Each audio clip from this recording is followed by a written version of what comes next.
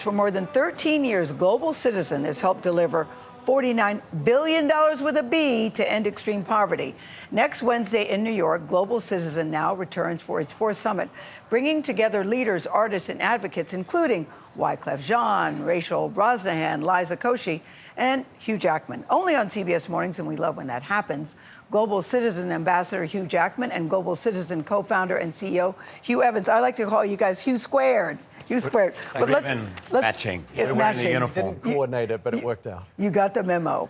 But guys, let's go back 13 years ago when I first heard about you. You were like 12 in the Jackman apartment. We're literally sitting in the living room in a circle, and you were talking about this festival, and your idea was just one, Hugh, at the time, in Central Park, just one.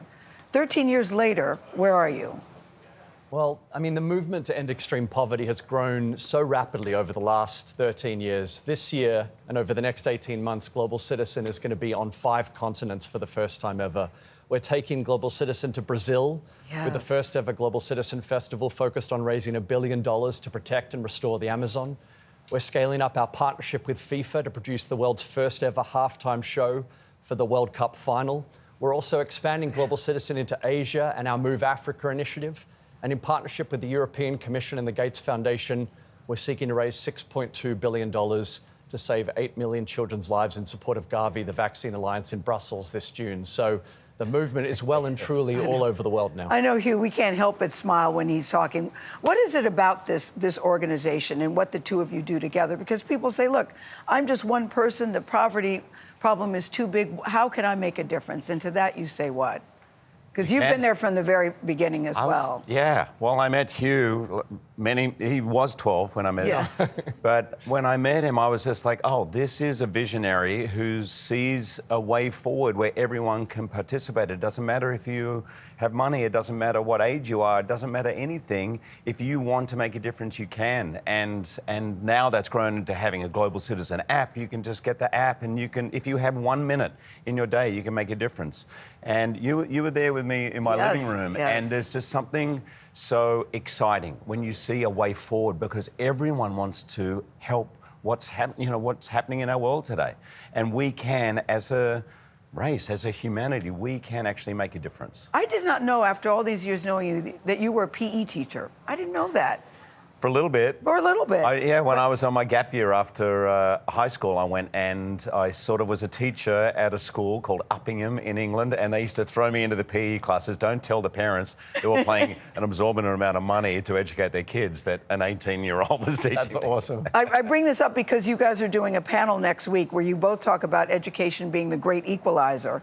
And so what experience did that teach you about the power of education and the work that you're doing today for both of you? For me, my dad was one of my biggest inspirations, and my dad always said, education, get education. When I had a job, I was given an opportunity to be on a successful soap opera in Australia or to go to drama school. It was clear because of my dad, go and learn. Feel that you can turn up anywhere and do the thing you love to do. So the power of education has been instilled in me, and also the power of giving back.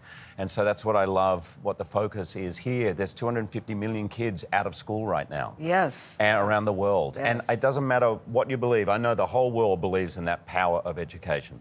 And you have next week we're bringing everyone together for Global Citizen Now and doing our panel focused on the power of education to change the world. Well, see, we always know, a mind is a terrible thing to waste. We know this, and there is power in knowing. Knowledge is power. That's one thing that you all teach all the time. But I want to talk, before you go, about your new theater company.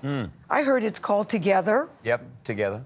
Together Productions with Sonia Friedman and director Ian Rickson. And we've been brewing this for 5 years, and we wanted to create a community, a place where everyone can come and see great theatre that is stripped down, a little more bare, that is affordable and immediate. And we're going to do, over the next 2 or 3 months, just 43 performances. We're going to do 2 plays, actually. Yeah, I love this. Sexual misconduct of the middle classes. Yes. Yeah, I like that. I like that. It's a great play. And I'm doing that with Ella Beatty. And then Liev Schreiber, Maggie Siff and Justice Smith are going to do Creditors, the Strindberg play, and we're going to do readings. It's going to be great down at the Minetta Lane Theatre. I will come. Please come. September is a big concert. What are you most excited about, the big festival, Hugh? I think this year, the thing I'm most excited about is that,